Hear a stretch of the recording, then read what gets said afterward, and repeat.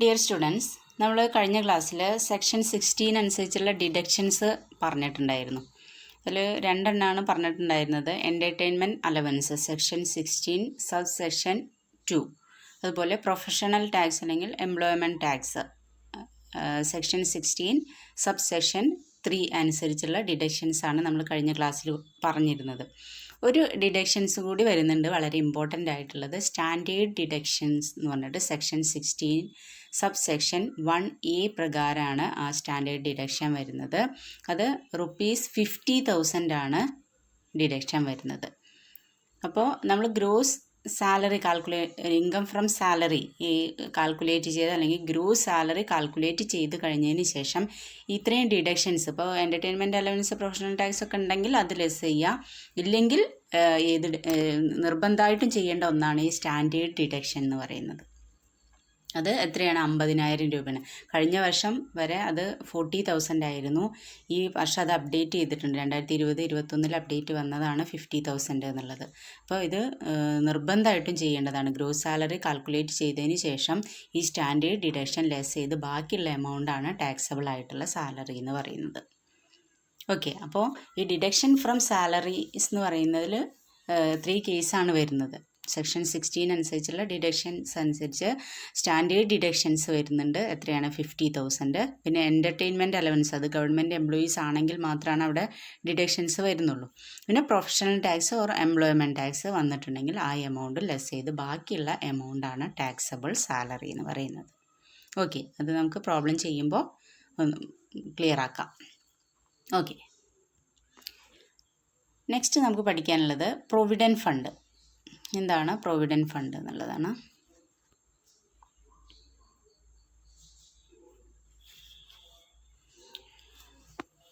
എന്താണ് provident fund എന്നുള്ളത് നിങ്ങൾക്ക് അറിയണ്ടാവും അല്ലേ? P F fund created for future four employees അല്ലേ? എംപ്ലോയീസിന് വേണ്ടിയിട്ട് ക്രിയേറ്റ് ചെയ്യുന്നൊരു ഫണ്ട്, ഫ്യൂച്ചറിലേക്ക് ക്രിയേറ്റ് ചെയ്യുന്നൊരു ഫണ്ടാണ് പ്രൊവിഡൻറ്റ് ഫണ്ട് എന്ന് പറയുന്നത്. ഒരു ഫിക്സഡ് എമൗണ്ട് ഈ എംപ്ലോയീസിൻ്റെ സാലറിയിൽ നിന്ന് ഈ പി എഫിലേക്ക് ഇൻവെസ്റ്റ് ചെയ്യുന്നു അല്ലേ? അത് ആ ടോട്ടൽ സാലറിയിൽ നിന്ന് ഒരു നിശ്ചിത ശതമാനം ഡിഡക്റ്റ് ചെയ്ത് ആ എമൗണ്ടാണ് നമ്മൾ ഇൻവെസ്റ്റ് ചെയ്യുന്നത് അല്ലേ? അത് നമുക്ക് പറയാം എംപ്ലോയീസിൻ്റെ കോൺട്രിബ്യൂഷൻ, എംപ്ലോയീസിൻ്റെ സാലറിയിൽ നിന്നുള്ള ഒരു വിഹിതമാണ് നമ്മൾ പി എഫിലേക്ക് കോൺട്രിബ്യൂട്ട് ചെയ്യുന്നത് അല്ലെങ്കിൽ ഇൻവെസ്റ്റ് ചെയ്യുന്നത് അല്ലേ? അപ്പോൾ അത് എംപ്ലോയീസ് കോൺട്രിബ്യൂഷൻ എന്ന് പറയാം. അതേപോലെ എംപ്ലോയറും കോൺട്രിബ്യൂട്ട് ചെയ്യും. ഏകദേശം അത്രയും എമൗണ്ട് അല്ലെങ്കിൽ അതിൽ കൂടുതൽ എമൗണ്ട് എംപ്ലോയറും ഒരു എമൗണ്ട് പി എഫിലേക്ക് കോൺട്രിബ്യൂട്ട് ചെയ്യും. ഇന്ന് ഈ ടോട്ടൽ എമൗണ്ടാണ് ഈ എംപ്ലോയീസിന് റിട്ടയർമെൻറ്റ് സമയത്ത് അല്ലെങ്കിൽ ടെർമിനേറ്റ് ചെയ്യുകയൊക്കെ ആണെങ്കിൽ ആ ഒരു സമയത്ത് കിട്ടുന്ന എമൗണ്ട് എന്ന് പറയുന്നത്. അപ്പോൾ എംപ്ലോയീസിൻ്റെ കോൺട്രിബ്യൂഷനും ഉണ്ട്, എംപ്ലോയേഴ്സിൻ്റെ കോൺട്രിബ്യൂഷനും ഉണ്ടായിരിക്കും. അതുകൂടാതെ അതിൻ്റെ ഇൻട്രസ്റ്റ് അടക്കമുള്ള എമൗണ്ടാണ് ഇവർക്ക് റിട്ടയർമെൻറ്റ് സമയത്ത് കിട്ടുന്നത്. ഓക്കെ, അപ്പം ഈ പ്രൊവിഡൻറ്റ് ഫണ്ട് പ്രധാനമായിട്ടും 4 ടൈപ്സ് ആണുള്ളത്. Statutory provident fund, recognised provident fund, unrecognised provident fund and public provident fund. Okay, നമുക്ക് അത് ഡീറ്റെയിൽ ആയിട്ട് നോക്കാം.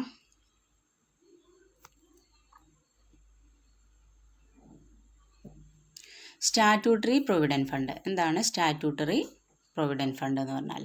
This is a fund created as per Indian provident fund act 1925.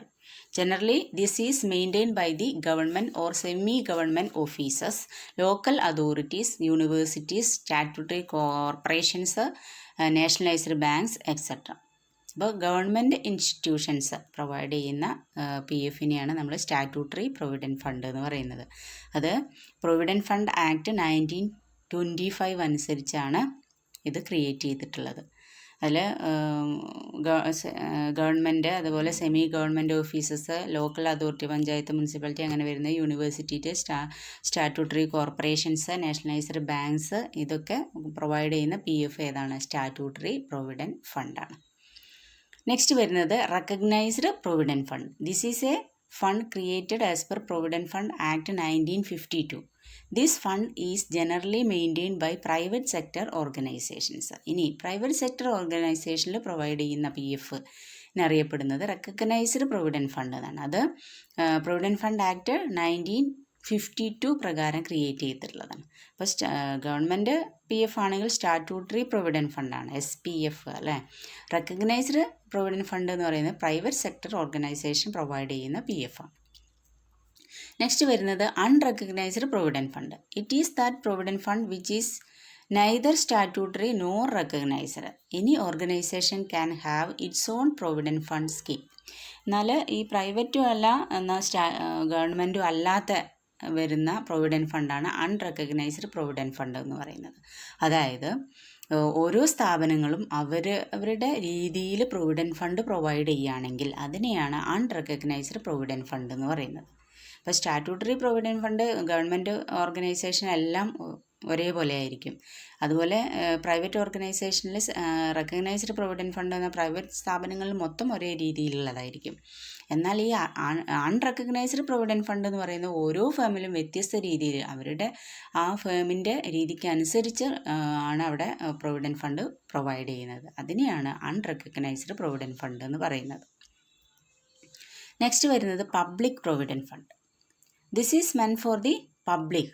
ഇത് പൊതുജനങ്ങൾക്ക് വേണ്ടിയിട്ടുള്ള ഒരു പ്രൊവിഡൻറ്റ് ഫണ്ടാണ് ഈ പബ്ലിക് പ്രൊവിഡൻറ്റ് ഫണ്ട് എന്ന് പറയുന്നത്. And was started on 1st July 1968. 1st July 1968 start ചെയ്തത്. Every individual can subscribe a minimum amount of ₹500 and a maximum of ₹70,000 a year. ഒരു ഇൻഡിവിജ്വലിന് മിനിമം ₹500 മാക്സിമം 70,000 രൂപ വരെയും ഈ ഒരു ഫണ്ടിൽ ഇൻവെസ്റ്റ് ചെയ്യാം, പബ്ലിക് പ്രൊവിഡൻറ്റ് ഫണ്ടിൽ ഇൻവെസ്റ്റ് ചെയ്യാം. An account under the scheme can be open at any branch of the State Bank of India or its subsidiaries or at any branch of the nationalised banks authorised by the central government authorise ചെയ്തിട്ടുള്ള national banks അതുപോലെ State Bank of ഇന്ത്യയുടെ branches ലൊക്കെ ഇത്തരം provident ഫണ്ടിൻ്റെ അക്കൗണ്ടുകൾ തുടങ്ങാവുന്നതാണ്. അല്ലെങ്കിൽ central government authorise ചെയ്യുന്ന ഏത് ബ്രാഞ്ചിലും ഈ ഒരു പബ്ലിക് പ്രൊവിഡൻറ്റ് ഫണ്ട് നമുക്ക് ക്രിയേറ്റ് ചെയ്യാവുന്നതാണ്. The amount can be withdrawn after 15 years. 15 years കഴിഞ്ഞതിന് ശേഷം മാത്രമാണ് ഇത് വിഡ്രോ ചെയ്യാൻ കഴിയുള്ളൂ. അപ്പോൾ ചുരുക്കി പറഞ്ഞാൽ പബ്ലിക്കിന് വേണ്ടി പൊതുജനങ്ങൾക്ക് വേണ്ടിയിട്ടുള്ള PF പ്രൊവിഡൻറ്റ് ഫണ്ടാണ് ഈ പബ്ലിക് പ്രൊവിഡൻറ്റ് ഫണ്ട് എന്ന് പറയുന്നത്. അത് സെൻട്രൽ ഗവൺമെൻറ്റിൻ്റെ അപ്രൂവലോട് കൂടി ഉള്ള ഏത് ബാങ്ക് ശാഖകളിലും ബാങ്കിൽ SBI ആണെങ്കിലും നാഷണലൈസ്ഡ് ആയിട്ടുള്ള ഏത് ബാങ്കിലും ഇത്തരം അക്കൗണ്ടുകൾ തുടങ്ങാവുന്നതാണ്. അപ്പോൾ ഇത്രയാണ് നമ്മുടെ പ്രൊവിഡൻറ്റ് ഫണ്ടുകൾ വരുന്നത്. സ്റ്റാറ്റ്യൂട്ടറി പ്രൊവിഡൻറ്റ് ഫണ്ട്, സ്റ്റാറ്റ്യൂട്ടറി ആകുമ്പോൾ government provident fund, recognised provident fund പറയുമ്പോൾ പ്രൈവറ്റ് സെക്ടേഴ്സിൽ വരുന്നത്, അൺറെക്കഗ്നൈസ്ഡ് പ്രൊവിഡൻറ്റ് ഫണ്ട് എന്ന് പറയുമ്പോൾ neither statutory nor recognised. Public provident fund എന്ന് പറയുന്നത് പബ്ലിക്കിന് വേണ്ടിയിട്ടുള്ളത്. അപ്പോൾ അത്രയാണ് അതിൽ പറയാൻ. Next, treatment of provident fund for tax purpose. Tax പർപ്പസിന് വേണ്ടിയിട്ടുള്ള പ്രൊവിഡൻറ്റ് ഫണ്ടിൻ്റെ ട്രീറ്റ്മെൻറ്റ് എങ്ങനെയെന്നുള്ളതാണ് താഴെ ഈ ഒരു ടേബിളിൽ കൊടുത്തിട്ടുള്ളത്. അതിൽ പർട്ടിക്കുലേഴ്സിൻ്റെ കോളം കൊടുത്തിട്ടുണ്ട്. Statutory provident fund, recognised provident ഫണ്ടിൻ്റെ കേസ്, അൺറെക്കഗ്നൈസ്ഡ് പ്രൊവിഡൻറ്റ് ഫണ്ടിൻ്റെ കേസും ആണ് കൊടുത്തിട്ടുള്ളത്. അപ്പോൾ ഓരോന്ന് സെപ്പറേറ്റ് പറഞ്ഞിട്ടുണ്ട്. Employees contribution, interest credited to PF, പിന്നെ ലംസം റിസീവ്ഡ് ഓൺ റിട്ടയർമെൻറ്റ് സമയത്ത് കിട്ടുന്ന എമൗണ്ട് സെപ്പറേറ്റ് ആയിട്ട് പറയുന്നത്. നമ്മളിതെല്ലാം കൂടി ചേർന്നതാണ് PF എന്ന് പറഞ്ഞിട്ടുണ്ടായിരുന്നു അല്ലേ. ഓക്കെ, അപ്പോൾ ഓരോന്നിൻ്റെ കേസിൽ എങ്ങനെയാണത് ടാക്സബിൾ ആണോ അല്ലേ എന്നുള്ളതാണ്, അല്ലെങ്കിൽ എത്രത്തോളം ടാക്സബിൾ ആണ് എന്നുള്ളതാണ് അതിൽ കൊടുത്തിട്ടുള്ളത്. അതിൽ first employers contribution. Statutory provident ഫണ്ടിൻ്റെ കേസിൽ നോട്ട് ടാക്സബിൾ. ഇനി എംപ്ലോയീസ് കോൺട്രിബ്യൂഷൻ ആണെങ്കിൽ ഇൻക്ലൂഡഡ് ഇൻ സാലറി, ടാക്സബിൾ. അത് സാലറിയിൽ ഇൻക്ലൂഡഡ് ആണ്, അതുകൊണ്ട് അത് ടാക്സബിൾ ആണ്. ഇൻട്രസ്റ്റ് ക്രെഡിറ്റഡ് ടു PFലേക്ക് ക്രെഡിറ്റ് ചെയ്തിട്ടുള്ള ഇൻട്രസ്റ്റ് നോട്ട് ടാക്സബിൾ ആണ്. ഈ ലംസം റിസീവ്ഡ് ഓൺ റിട്ടയർമെൻറ്റ് ആണെങ്കിൽ അത് നോട്ട് ടാക്സബിൾ സ്റ്റാറ്റ്യൂട്ടറി പ്രൊവിഡൻറ്റ് ഫണ്ടിൻ്റെ കേസിൽ. ഇനി നെക്സ്റ്റ് RPF, റെക്കഗ്നൈസ്ഡ് പ്രൊവിഡൻറ്റ് ഫണ്ടിൻ്റെ കേസിൽ employers contribution in excess of 12% of salary is taxable. അതായത് എംപ്ലോയേഴ്സിൻ്റെ കോൺട്രിബ്യൂഷൻ സാലറിയുടെ 12% കൂടുതലുണ്ടെങ്കിൽ ആ എമൗണ്ട് എന്തായിരിക്കും, ടാക്സബിൾ ആയിരിക്കും. അപ്പോൾ എംപ്ലോയേഴ്സിൻ്റെ കോൺട്രിബ്യൂഷൻ എത്രയാണോ അതിൽ നിന്ന് 12% ഓഫ് സാലറി മൈനസ് ചെയ്താൽ ബാക്കി കൂടുതലായിട്ട് എംപ്ലോയേഴ്സ് കോൺട്രിബ്യൂട്ട് ചെയ്തിട്ടുണ്ടെങ്കിൽ ആ എമൗണ്ട് ടാക്സബിൾ ആയിരിക്കും. ഇനി employees contribution included in salary taxable, അത് സാലറിയിൽ ഇൻക്ലൂഡഡ് ആണ്, ടാക്സബിൾ ആണ്. ഇൻട്രസ്റ്റ് ക്രെഡിറ്റഡ് ടു PF അതും ശ്രദ്ധിക്കണം. Interest in excess of 9.5% is taxable. അത് 9.5% വരെ എക്സംപ്റ്റഡ് ആണ്. അതിൽ കൂടുതൽ എമൗണ്ട് വരുന്നുണ്ടെങ്കിൽ 9.5%-ൽ കൂടുതലുണ്ടെങ്കിൽ അതെന്താണ്, ടാക്സബിൾ ആയിരിക്കും. ഇനി lump sum received on retirement not taxable ആണ് RPF-ൻ്റെ കേസിൽ.